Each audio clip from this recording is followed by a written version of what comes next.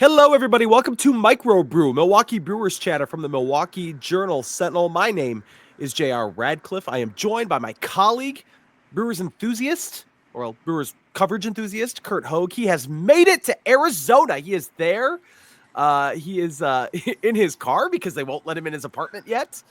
So we have some time. We have some time to chat. We are not coming to you at your normal, the normal time on a Monday morning. Because I just made it out of bed. I have, Kurt, not had a good 72 hours. It has been rough for your boy. Barely leaving my house with the crud or whatever it is. You can hear it in my voice. But I've got a little pep now. I'm ready to go. We're ready to talk Brewers baseball, especially Kurt, because just hours before we started recording, and by hours I mean minutes, you landed your airplane in Arizona. You are ready to go. You are about to hit up spring training. Where are you at? What are your vibes right now, Curt Hogg? I am in the Chick-fil-A. Actually, this is the Chick-fil-A where I found out that Jackson Churio was making the opening day roster last year. So I was getting dinner, and then you heard that from a Chick-fil-A employee last year? Yes, that was the source. I was sitting down eating a salad. Was it a Cobb salad? I don't remember, but I was having a salad, and I got a message. And luckily, I had my laptop in the car, so I'll slam, bang, bang, bang, bang, bang, post. Get out of here. So good vibes only at this Chick-fil-A. I've been here twice. Once then. Second time is now. Just off the plane. Literally just off the plane. We had a nice hour and a half delay, but no one cares about my travel woes. I'll probably talk about them more anyway, because I care. Yeah. So just like nobody cares about my personal health, but I'll probably talk about that more as well. That's how it is. That's how it is. I'm here. It's been 3 weeks of spring training so far, where I have had the FOMO. And the cold has gotten to my brittle bones, but now it's warm, it's sunny, it's wonderful. I might go watch Roki Sasaki pitch tonight. It's his debut. The Brewers have a day off. We'll see if the schedule works out. I say that as if I have anything else going on. But we'll see if I have the desire to drive there. I would have the desire to drive there. That sounds amazing to see. Well, then see you Roki should Sasaki. be here. You should be here. Curt, right now I am not safe to be in a room with any other people. I don't know if I'm contagious anymore. Probably not, but I'm definitely in pain. My brittle bones just from coughing. Have you gotten out of having to do parental raise my children activities? Yeah. Yes, familial activities. You have. Okay. I have, yeah, kind of. I mean, I've tried to do my part, or at least I have performatively come downstairs and moped around looking like I want to do my part, and then retired to the upstairs, citing this illness. You're literally sick. You're sick. I have done some cooking. I've done some laundry. These are things that I would do normally. These are things I would do normally. But I am trying to stay engaged on the household front. I was roped into a board game last night, which actually was not so bad. There's a concert Tuesday night as we record this on a Tuesday that I have had a ticket for a long time. So I've been trying to build up I need to go to the show. So like it's going to be What show tough. is it? Who is it? It's three 90s bands, dark, unhappy, early 2000s bands that write about how sad they are. It's not, I don't want to share. People can look it up if they want. This is my shocked face. I am embarrassed to say that even though they're very sad bands, I don't know if it's nostalgia. I don't know if like once that's how I felt too. I don't think so. It's nostalgia. If it's the 90s and you, it's. These are early 2000s, but same vibe. Is it like Skillet? No, Skillet. I have never seen Skillet live. Good Wisconsin band. They're a Wisconsin band, really? Yeah, they are. They're from Kenosha or Racine. I get those two cities confused on every front. I think they're from Kenosha. I actually don't know if they're even a 90s band. Are they a 90s band? I would call them early 2000s. Yes. Okay. They rock pretty hard. They're of the Christian band persuasion, I suppose, but definitely crossed over into more of the regular rock metal category. Yeah, the Heathens. The Heathens. They're heavy. I enjoy them. I have nothing against them. Lead singer has a great voice. The three lead singers that I'm going to see tonight, I will finally just tell you, it's Disturbed, Seven Dust, and 3 Days Grace. All three lead singers. Yeah, I see. Incredible voices, incredible guitars. Their songwriting, I hope they're not listening. I think they could do better. I think the songwriting is poor, but I don't care because they rock. I like it. I don't know what to do, Curt. I did not have you pegged as a Disturbed guy.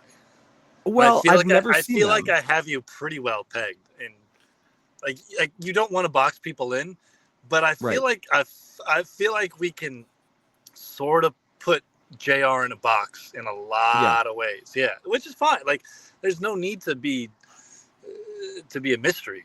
There's no need to try to impress people with how That's you're a right. savant in so many areas. I It's cool to like what you like, well, but you're in a it's box. yeah, a box with bald dudes like the lead singer of Disturbed. But the thing of it is, like, I'm a wordsmith. I like words. It's almost like being into Shakespeare, but also into like the Real Housewives of Orange County. I feel like I'm I'm it's presumptuous to say, but I feel like I'm slumming it a little bit, being surrounding myself with art that I think is just not very well written. But it's okay because I love it. It's rock and it's heavy and I'm into it. So I can't. I don't know. I don't know what to do. Well, This is just who I on am. that note, you do read what I write, so I do. I do. There is a lot at jsonline.com. that's not well written, Jr. Of course it is. You Todd associate with Rosiak. it. Todd Rosiak has been down there. Curt Hogg is there just in time for a big time story.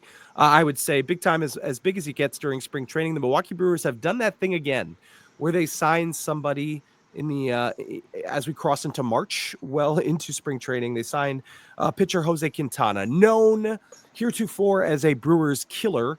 Jose Quintana. Now he's just a plain old fashioned Brewers pitcher, and it actually comes at a pretty good time because on the same day that was announced as a tentative deal, the Brewers have not yet announced it as we record this. Aaron Ashby left his outing after he's had some rough starts in spring training, rough in his brief outings. He left with what looks like an oblique injury, so he's going to be sidelined to some degree. DL Hall is sidelined to some degree. Seems like a good time to have a left-handed starting pitcher added to the mix, even though Jose Quintana is 36 years old. You saw him in the playoffs last year. There's a lot left in the tank, I would think. Give me your thoughts on the signing.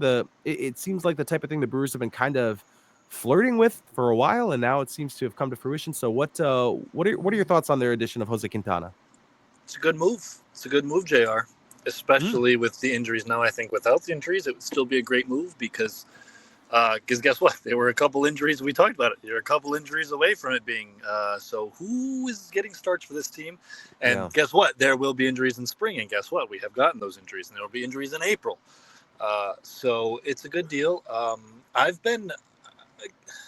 Maybe you might want to knock on wood hearing this, but I've been impressed with his ability to make starts and stay healthy. He made 31 or 32 with the Mets last year, which is about as many as anyone in baseball makes in this day and age. So there's that. He's reliable in terms of his ability to take the ball. His performance is I mean, you always have a question when a guy's turning 36, is he going to be able to sustain it? But his performance to this point has also been reliable, and he's pitching in front of a good defense that will theoretically help play up to some of the peripherals and whatnot in the raw stuff, even if it takes a step back. So, yeah, it's a good move on all fronts. I'm a bit surprised that he ended up getting only this much money, and sort of, I mean, the ask was more early on for Jose Quintana. His camp, the Brewers have long been interested, but it was sort of a staring contest in a way, except I don't know what you call a staring contest when there's other people on the periphery that are like involved, but they are not staring. Like, other teams could have signed him. So I am a little surprised that it ended up with these two sides getting together. But nevertheless, it's a good deal for the Brewers. This is what they do. They kind of wait things out, and someone falls into their lap in March, January, February. Brewers sign someone. That's how it goes. I don't know. I feel like they're in a better position than they were yesterday at this time. So that's a good thing. Yeah, I agree with that. I think what you're saying makes sense, especially considering one of those other teams ostensibly in the mix would have been the team he pitched with last year, the New York Mets, a team that, Frankie Montas, former Brewer among them, has had some pitching injuries as well in spring training. So you'd assume the Mets of all teams would open up the pocketbook and meet whatever demand Jose Quintana has, as like he's an obvious guy to add late in the mix. So I kind of just assumed he would end up with the Mets, and yet the Brewers were able to stay engaged on that front. Yeah, I think that. I I mean, mean, that was definitely the other team involved here, and I don't know, I can't speak to like preference, but the Mets, I can't speak to like Quintana's preference, but it's clear the Mets not necessarily didn't want Quintana, but didn't want to spend on another starter. They just felt fine about the group they had, even with the Montas injury. Otherwise, yeah, Quintana probably would have just winded back up with the Mets, because I don't think they were necessarily like doing the small market thing of a stare down of, all right, $3.5 million, take it or leave it. I think it was just a matter of roster fit, roster size, et cetera, et cetera. I've been I told this to Todd on the last podcast, flirting with a Brewers Despair? trivia portion. Oh, What? that's just you're flirting with despair. Oh no, not flirting with despair. No, well, I actually, the way I've where felt, you were going. the way I've felt the last few days, despair is exactly what I've been flirting with. But a Brewers trivia component that I would throw at you pretty much each podcast. This one I've already put out there, put it on social media. You and I have discussed it, so I'm gonna say it here. If people, as they're thinking about this, the three pitchers since Jose Quintana joined Major League Baseball in the year 2012, he has the fourth most innings pitched of any pitcher against the Milwaukee Brewers. With the question being, can you name the first three of them? And we'll give that a couple seconds to marinate, because I know you know the answer, Curt, or at least have a pretty good start to that answer. We talked about it a lot since the year 2018 when he made 7 starts against the Brewers. That's crazy. That'll never happen again with the new scheduling. 7 starts in 2018. And then made 6 the next year. He did not, I mean, think about it. He did not miss the Brewers once. No. A single time. And I doubt he missed them in 2017 after the trade either. So you'd have to maybe go to the 2019 game logs. Maybe was he hurt for a little bit then? I don't know. But it really was funny how that ended up playing out. I mean, it's kind of a bit, and everyone knows it. Yeah. So it's, we don't need to like hammer it home too much, but that is insane. And I think the reason, well, the Brewers have been bad against lefties since then too. It's not like they've lit the world on fire, but I think Brewers fans, their initial, like their natural fear that how their chest tightens up when they think of going up against a lefty starter, that originates with him. Yeah, it really that does. Is a Quintana thing.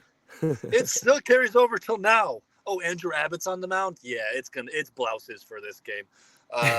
It goes back to Quintana, and it still was Quintana last year. That's it's almost perfect that he ended up a Brewer after all of that. I did at jsonline.com look at whether or not he's the Brewer killer we think he is, if that's just in maybe our collective heads, but he kind of is. He's got an ERA under 3 against the Brewers. It's 2.98, pretty darn good. Again, those 3 pitchers ahead of him, none of them have as good an ERA as that, although Adam Wainwright, who is number 1, is very, very close at 3.00.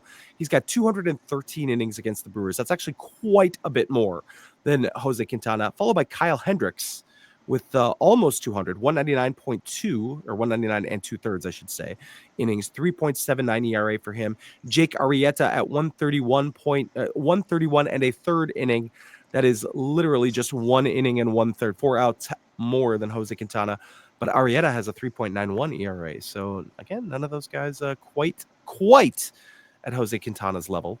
Lance Lynn, by the way, wow, does he own the Brewers? I did not realize it was quite this bad. But in 117 and a third innings, Lance Lynn, 2.30 ERA since 2012. Dang, did not see that coming. I don't remember early career Lance Lynn. No, I mean he's fine.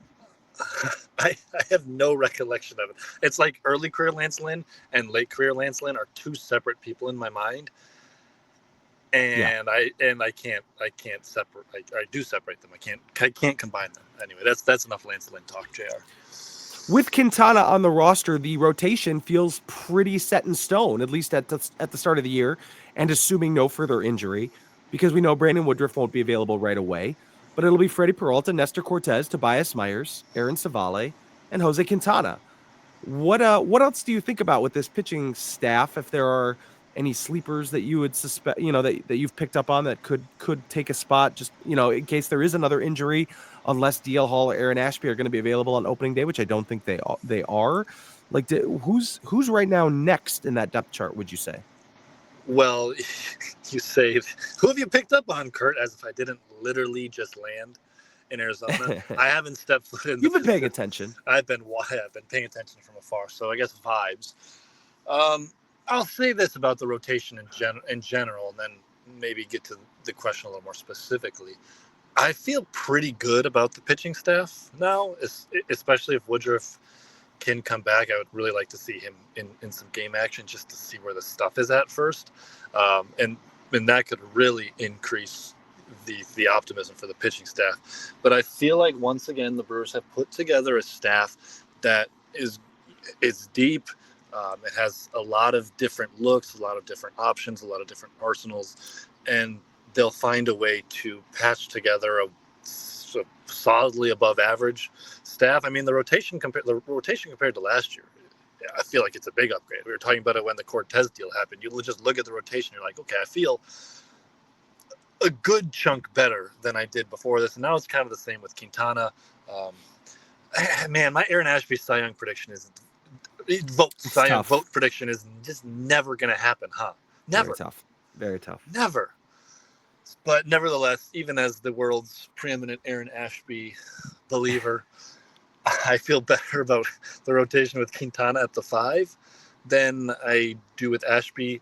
It took a couple of spring training starts of seeing him just not be able to locate the ball. The arm path is just still wild and inconsistent to realize, they could probably take a 36-year-old who had a sub-4 ERA last year and has had a sub-4 ERA basically like every year that I've been watching baseball. So, yeah, I feel better about the staff as a whole. And then the rotation, is this where we talk about Logan Henderson?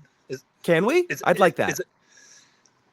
I guess the Quintana addition and some of the injuries complicates this mix a little bit. But, man, if I don't think that Logan Henderson should be the first guy called when they need a guy. Not making the roster. I don't even know if that'd be good for him. But the first guy that they call when they need a guy. The stuff, the increased velo, the addition of the slider on top of the cutter. He seems to have taken a step forward in terms of the stuff. He's always had the command. It really looks like a big league starter package right now. And they've got a few other guys that could be in the mix too. Thomas Pannone, who's hurt. We'll see. I thought he could maybe be in that mix as well early on. And then some of the injuries with, who knows when Hall or Woodruff or Ashby are back. But I think, I don't know, I'd put Logan Henderson up there with any of them right now. Yeah, I would too. Who are the standouts of spring in your mind? We could definitely talk about Vinny Capra, who just belted his 4th home run, but I guess more along the lines of who's elevated their stock the most among the players that you've seen. Thinking about Logan Henderson here, but other guys that have really elevated themselves. Logan Henderson's definitely up there, although not to a point of like it mattering maybe as much as someone like Oliver Dunn. I feel like every time Oliver Dunn goes to the plate, he's hitting the ball hard. I would have to look into like the pitch by pitch data a little more, which is, it's pretty shaky in spring training, even though they've got StatCast at a few more parks. Allegedly, it's been broken for a few games. It feels like he's swinging and missing less, and that the contact is generally hard too. And I liked his glove last year in spring training at third base. I think it's more than passable there. So that's a guy who, someone had to prove themselves at third base, or at least someone had to prove themselves relative to everyone else, because there had to be a human being standing there playing the position. But yeah, Oliver Dunn's for sure up there. Craig Yoho we could talk about, but we probably will talk about, but I don't know if there's anything else that we have to add to the Craig Yoho discussion compared to previous Craig Yoho. No, that's not true. We always have more to add. He's filthy. Filthy. And throwing 95. I know, that's new. The fastball looks good. And you can't discount the secondary non-changeup stuff too. The curveball, slider. It's a starter's repertoire. They're just not going to do the starter thing. What's going on? I hear beeping, Curt. What's happening? My car has been sitting in park, and it automatically turns off if you just sit in here. And I ain't turning this car off because is hot. Well, that's good for you. It's not bad here, but as you know, because you were in Wisconsin when you woke up this morning. The only thing about Craig Yoho is that I just don't know. Now, I guess if Hall and Ashby are both hurt, we start to see the pathway here, the available roster spots. There's still a surplus of guys who could pitch out of this bullpen. Connor Thomas, the Rule 5 guy, has got to be here. You'd think. You think, Uh, yeah. Alvin Rodriguez, I think, has looked really, really good. I mean, they brought him here presumably so that he could be a big leaguer right away. Davy Garcia is kind of interesting to me. So like, I Yoho looks so good. I have to think they find a home for him. I mean, that's a guy who I think could be a closer in year one. But it's just a matter of like having the bodies. Like you're not going to send somebody out who doesn't have options if somebody could get hurt in the first 2 weeks of the season. That's the interesting thing about the bullpen right now is who are the guys out of options? There's not a lot. It's Piamps. No. I think he's out of options, but he might not be on the team. He might be on the IL to start the year. Yep. So there's a spot that opens up, and you don't. It's not like they're going to DFA him anyway. So who else is out of options? Mears isn't Mears. Thinking Mears is out of options, but he's on the team. McGill might. I don't remember if he still has one or not. Well, but he's on the team. That doesn't really matter. I think he might have used his final one in that last year with the Brewers, but I don't recall. Either way, yeah, he's on the team. Some of the minor league deal guys like Davy Garcia's out of options. Those players are out of options, but that doesn't matter so much at the start of the year because you can just send them down to minor leagues because it's in their contract. So, Alvin Rodriguez, options. Elvis Peguero has an option, I believe. So you don't have to make the maintain depth decision. You can make the decision about maybe the 40-man comes into a little bit. Maybe the service clock could come into it. I don't know. But you can make the decisions based off who your best relievers are right now. And so that's good for Elvin Rodriguez. That's good for Craig Yoho.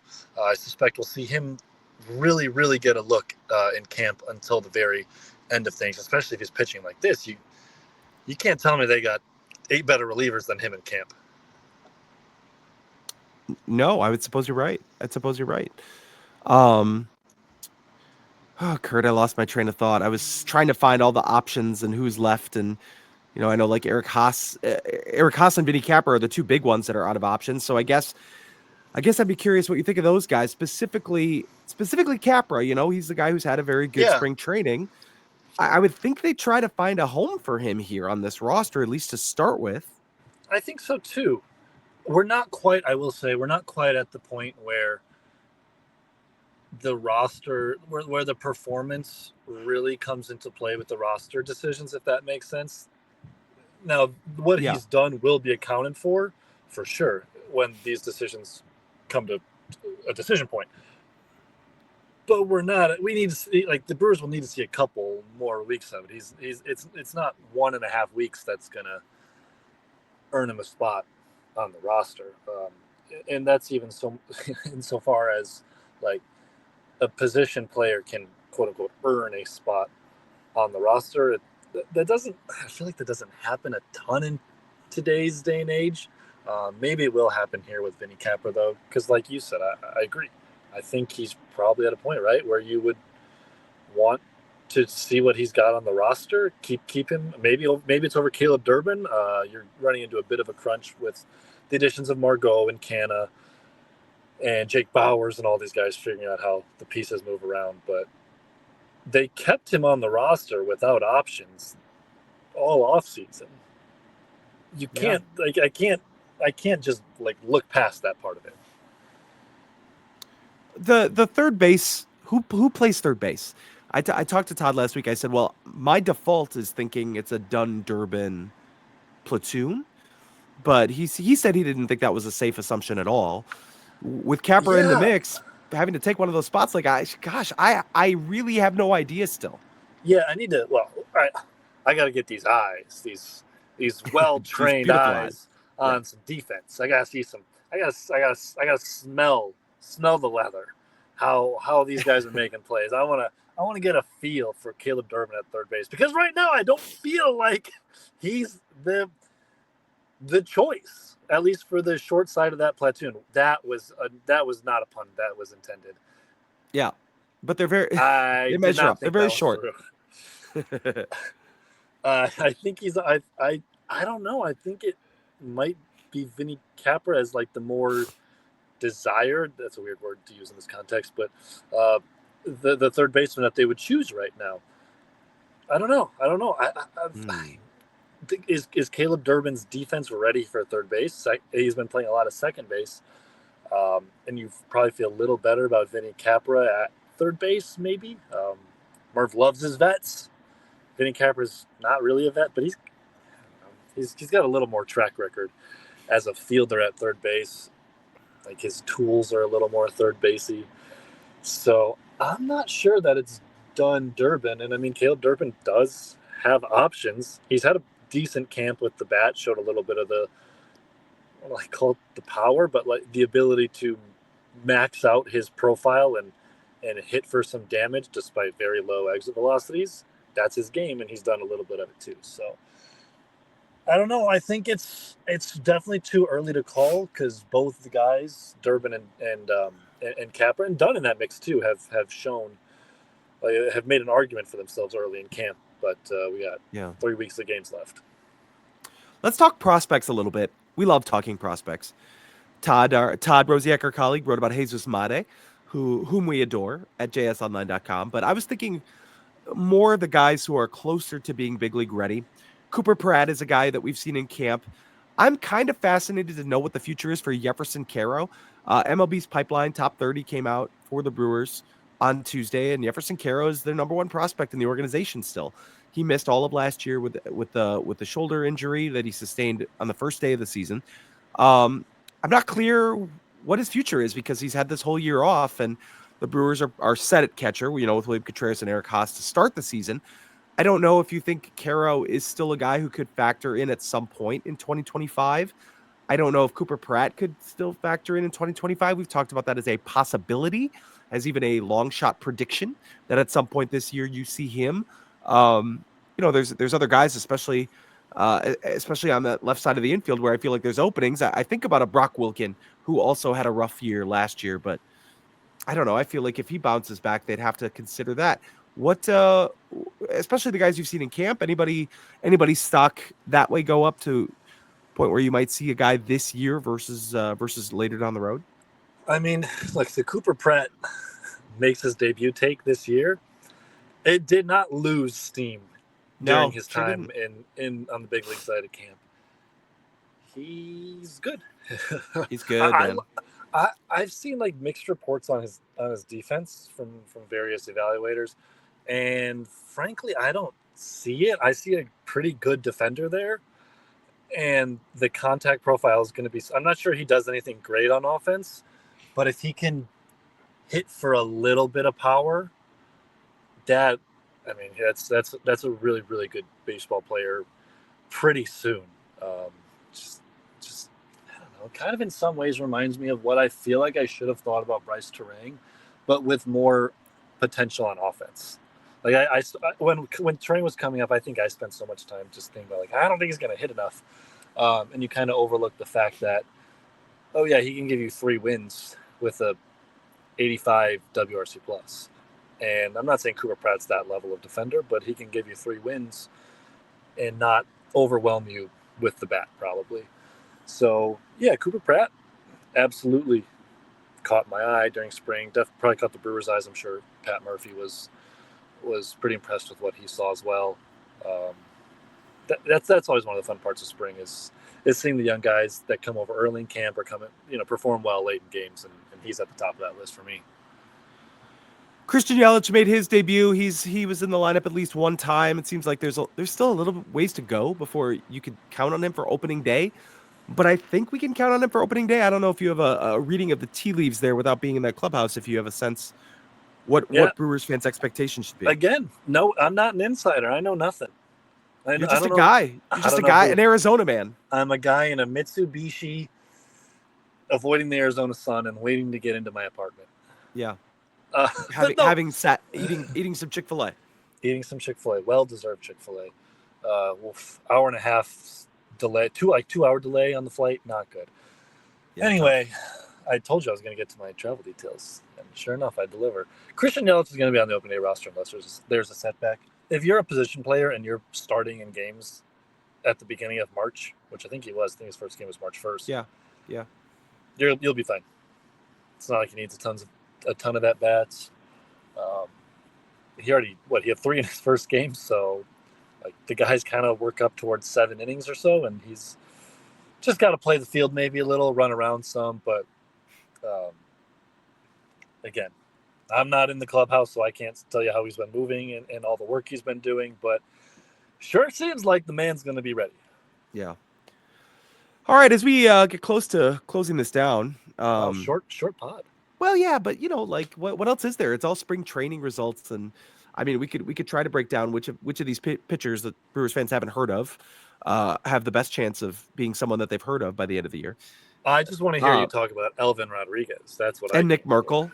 Yeah. Oh, sure. I mean, yeah. Elvin Rodriguez looks good. Elvin Rodriguez will have heard of by the end of the year, by the end of March, even. Once again, I've lost my train of thought. I swear I had a good idea, a good thing to talk about.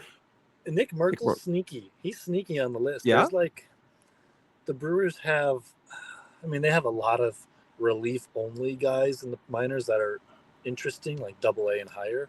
Yeah. But there's like 4 or 5 of those where I'm actually interested, and he's probably one of them.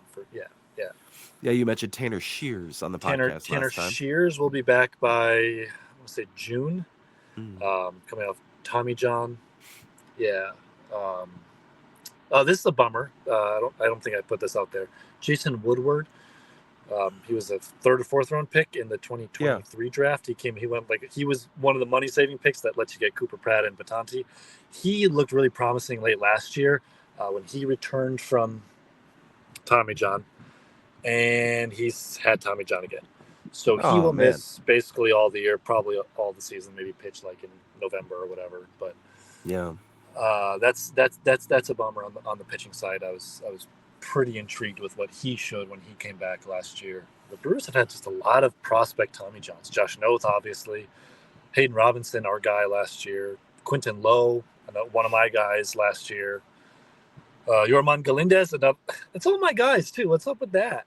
Yeah, I don't. Can it be someone I don't? No, I don't care about them. But not someone I've like invested in as a prospect. Yeah, I'm sorry. Yorman Galindez, though, back in April. Now we're really getting to the sicko names, JR. Let's go. I love you. I love a Yorman Galindez. That sounds great. I feel like I ask this question every time every pod this time of year, but are they done here? Like, is there any other move to make? Because it sure feels like they could use a third baseman. So I don't know if there's still a possibility. They had the third baseman. Ollie Dunn. Say it. Curt. I won't say that. I hope Ollie Dunn is fantastic for his sake. He seems awesome. You take your car in for an oil change, and you need to take your heart in for an Ollie change. Curt, he swung and missed more times than he swung and made contact last year. And then he got hurt and was gone most of the season. Again, I got to put these beautiful ojos of mine on the product. He's making contact in spring training, but does it matter? Are you throwing him meatballs? Or are you throwing him breaking balls on the outer half of the plate? He can handle those. We know that. He's got the bat speed to even get to a fastball up. Yeah. Are they? I don't know. That's one of the tricky parts about spring training is what's real, what's not. Yeah. Eric Haas ended up having a pretty solid year when he was with the Brewers last year, but his spring results were kind of, I don't want to say I'm not overrated, but they were a bit skewed. Yeah. Because no one was his weaknesses weren't getting attacked. Now, he was taking advantage of mistakes when he got them, and he got a lot of them. And you got to give him credit for that. But there's a reason he didn't make the team out of camp. Actually, the reason was Gary Sanchez. But there's Luke Voigt. The Luke Voigt the year before that, too. Yeah, there's got to be someone. And is it Vinny Capra this year? It is, except I think Vinny Capra's performance does get him a spot on this team because he's also out of options on top of it. So sure, I think the honorary Luke Voigt award. Yeah. I always think of it as the honorary Angel Echeverria award before your time. Sure. He had a tremendous spring once and then didn't do much, but made the team. Out of camp? I think so. I think so. I think he passed away, Angel Echeverria. Sorry Oh, to bring it down here.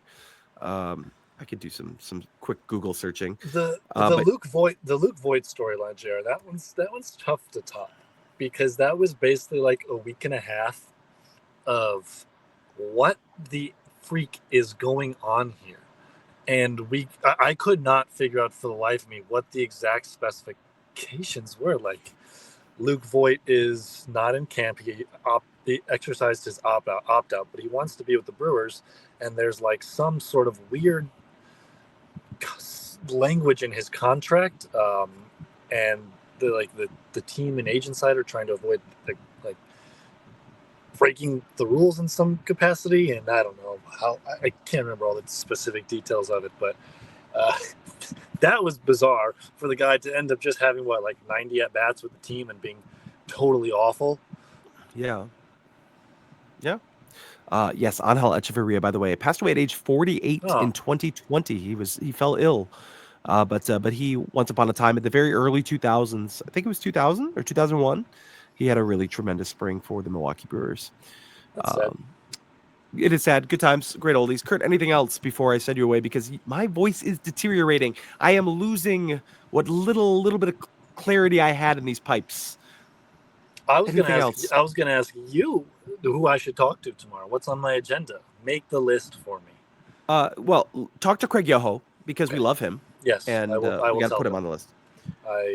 I've got messages. People want me to pass messages to him too about entrance music. Oh, I think we might save that for a little bit down the road. Let's do that. Let's tease that later. Is who else? Who else do I want you to speak to? Is Keston Hira still in the big leagues somewhere? Is he in the Are the Cactus League? Are the Rockies playing now? I could half an hour drive. They should acquire both Ryan McMahon to play third base and also bring back Keston Hira. They could have that as a package deal. I'm interested. I will. I can go ask the Rockies why they are not making Ryan McMahon available. You buffoons. Yeah. I don't know. We haven't seen enough of like Churio this year, or we haven't seen enough from like the big William Contreras. They've been rolling those guys out very slowly. So That's sort I of would the like to thing, see more. isn't that sort of the? I don't know. I feel like that's how spring training goes. It's like It you is. don't really pay attention to Jackson Churio in year 2. No, you're right. You're right. It was just disappointing because like on Maybe. Monday night while I'm sick in bed, there's Brewers baseball on, but it's Caleb Durbin and Vinny Capra at the top of the lineup. It's guys who are gonna make the team or will be on the team at some point, but aren't like the stars. That is absolutely to be expected for a night game on the road in Goodyear, which is almost as far as any ballpark is away from Maryvale, and with an off day the next day. Yeah, no, that makes sense. If you put a veteran in there, you might have a full-on mutiny in your hands. That's fine. Durbin and Capra both led off the game with a home run, so it worked out. Brewers still lost. Tough luck, but that's all right. That's right. Spring Wins training results. They matter. Yes. They mean nothing. Have we spoken about how Devin Williams may have single-handedly changed the New York Yankees facial hair policy? Not on the podcast. You and I haven't. I've been meaning to text him about that. Like, good job, dude. You did it. I need to know more. I mean, I think it's pretty clear that people are saying he's the guy who really tipped the scales, that it may have been heading in that direction. Devin Williams is all like, well, if you want to resign me someday, you might need to consider. Yeah. Honestly, I didn't see that coming. I love that for him, and I love that for all New York Yankees everywhere. That's a really good change. How do you think I would look with a beard? Just put a feeler out there. Like, are we talking about an honest to God Brian Wilson beard or a Devin Williams beard? Because you can't grow a beard, so it'll look bad because it's going to look half grown. But you mean like if you could grow a beard? Yeah, no, I asked the question before I even remembered that. It was a dumb question to ask. I can't grow a beard. You just ruined my confidence. Do you? This is the second time now that this has happened on this podcast. You were making fun of Craig Counsell's facial hair, unshaven face, because he can't really grow it out either. No, it's terrible. Last season, and I had not shaved in 5 days at that point, and so I started feeling very, very self-conscious. Just wanted to let you know that. I mean, I'm sorry, but I call them as I see them. I do think as a 6'5" person, it is usually good Thank you. form. It is Thank you for good saying form that. to have facial hair. Yeah, It but adds to the mystique. what are you gonna do? I don't know. I can grow facial hair like overnight, so I can't relate. Can't relate. Curt, I think that's all we have. I think so. I hope you enjoy your first few days in Arizona. Yeah, we'll see what Roki's got in store for me tonight. I think we'll do it. Yeah, that sounds good. He is Curt Hogg. Find everything he has. He'll be there at in Phoenix, writing about the Milwaukee Brewers for the next several weeks. You can find all of that at jsonline.com. That's where you can find me as well. Again, my name is JR Radcliffe. Thanks for tuning in, everybody. We will chat with you again next week, hopefully with smoother voices and smoother lodging arrangements and everything else that goes with it. We'll talk to you again soon. Smoother skin for me as always. That's right. That's right.